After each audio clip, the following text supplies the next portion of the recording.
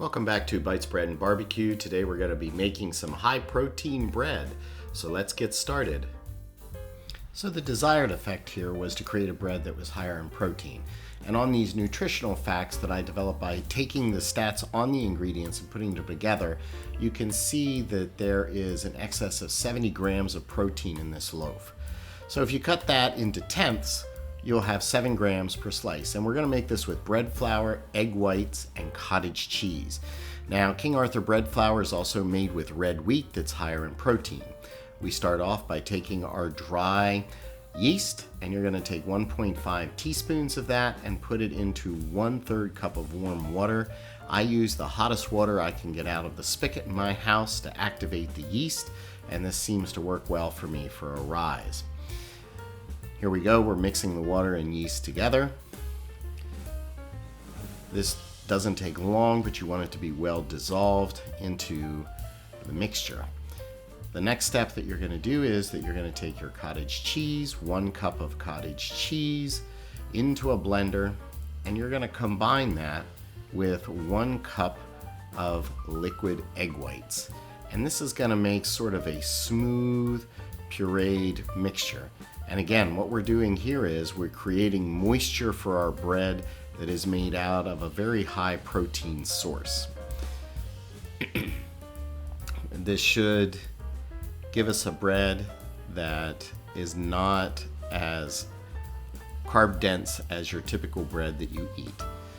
So we puree this into a nice smooth mixture, and then what we do is we take that mixture and put it together with the yeast and the water mixture. We whisk it all together. You're also going to add a tablespoon of salt at this point. I had forgotten to do that when I initially made this video and added it later, but you want to put it in with the wet ingredients. Next, you're going to add your 4 2/3 cup of bread flour. Now this is going to make one rather large loaf. And you're going to mix that together until you get a very shaggy looking dough. It's going to be kind of moist, and it's going to look not real cohesive, maybe not what you're typically thinking of as a nice round dough ball when you start to mix this initially. See how it's sticking to my fingers? I probably could have avoided this with a little bit of olive oil or wetting my hand before I got in here, but this is a very shaggy dough that is rather adhesive. So once you've done all that and you have your dough kind of sitting aside, you're going to remove all that dough from the bowl. You're going to coat the bowl in olive oil, return the dough, and cover it for 60 to 90 minutes. Now for the temperature of my house, I did have to leave it for a full 60 minutes. Next, you're going to see that we're going to punch this dough down and we're going to put it out onto a clean kneading surface.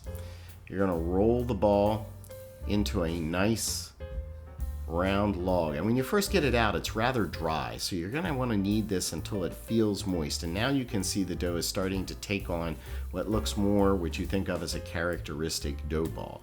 It's becoming smoother. Still, to your hands, it feels like a tough dough. And you knead it out and you roll it into a log. And you place it into a loaf pan to allow for the second rise. Pinch the bottom together to make a nice loaf. And then put it into your loaf pan. You're going to set that aside. The initial recipe called for a 20-minute rise. It took me an hour. But I did get a nice rise on the dough, and I also took a razor blade and cut a pattern of wheat into the top of it. From there, you're going to preheat your oven to 400 degrees, and you're going to bake it for 40 to 50 minutes. This will give you a nice brown dough. Let it cool. Always let your bread cool. Slice it and enjoy. It actually is a softer loaf than you would think. It's softer than an artisan bread, and it makes a great sandwich bread. If you found this video useful, please hit the like button and the subscribe button down below. Thanks.